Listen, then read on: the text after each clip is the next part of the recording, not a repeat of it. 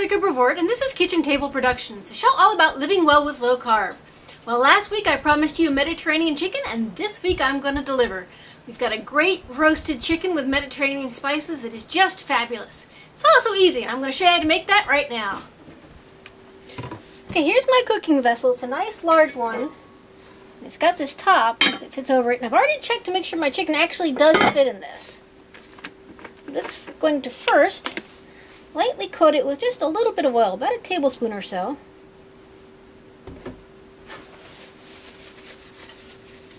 I also have my oven heating up already. It's heating up to 550 degrees, and I know that seems like a lot.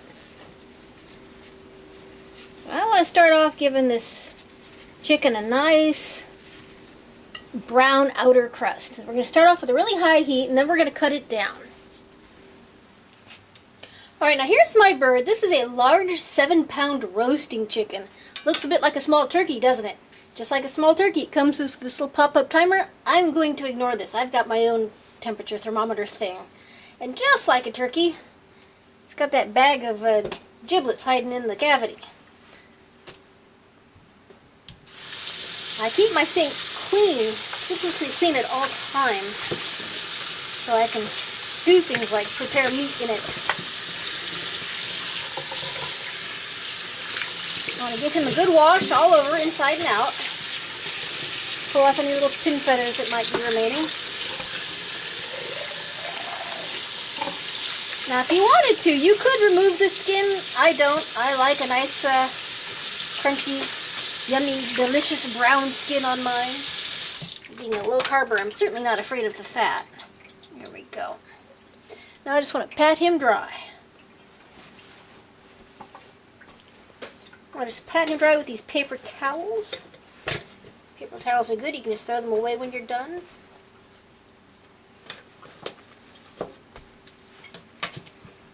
And we want a dry bird because we're going to put a bit of garlic on him. We want it to be able to stick.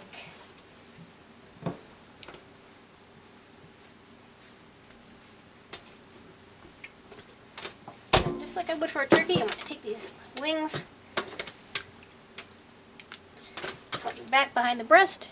See, just like that. Now I'm going to move this to my cooking vessel. Okay, here's my chicken in my roasting dish, and now I'm going to make the sauce or the glaze that we're going to put on this. Put it out of the way. First thing I want to do is I take one large clove here. I'm going to smash this. I'm going to be very careful. If you're not careful with the knife, you're going to cut yourself. So if you're at all clumsy, don't do it this way. Use a large brick or something. There we go. I'm just going to take this clove I smashed. You can even just cut the clove if you want. I like smashing. I think it gets more flavors out. I'm just going to rub it on the outside of the skin. Get them front and back. You'll notice as I finish with my clove bits, I just kind of tossed them inside the cavity. I've got a couple other pieces of smashed garlic here. I'm just going to toss those in as well.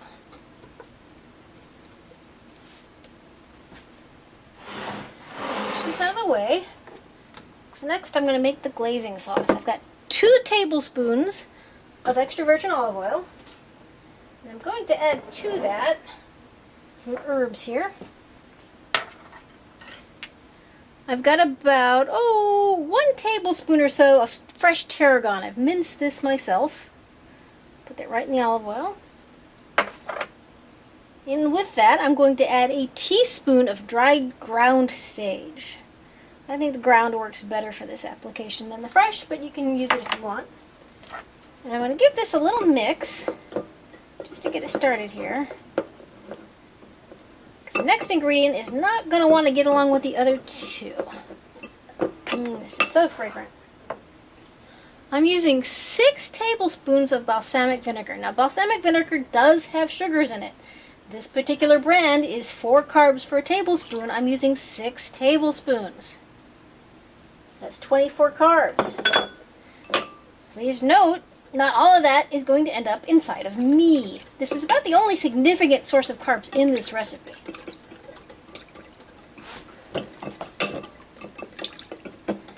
just going to give this a quick whisk. It doesn't have to come together too much. It's not really going to stay together anyway.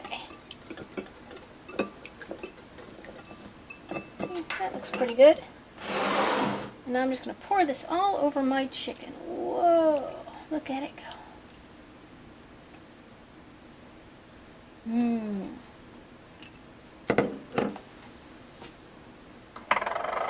I'm just going to take my chicken, and I'm going to sprinkle it here with a little bit of kosher salt. I like that kosher saltiness. A little sweet, a little salty. Not too much, maybe just a pinch or two.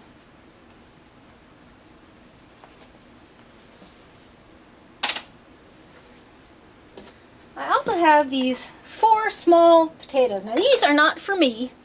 I live with 3 guys, my 2 boys and my husband, and they're not low carbers. They like their meat and potatoes. So I'm just going to kind of cut these and push them down in there beside the chicken.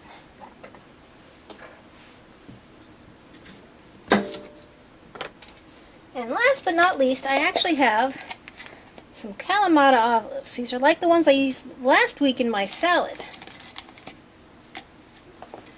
And these, I left the pits in for the salad because it's easy enough to get those out when you're just bite into them.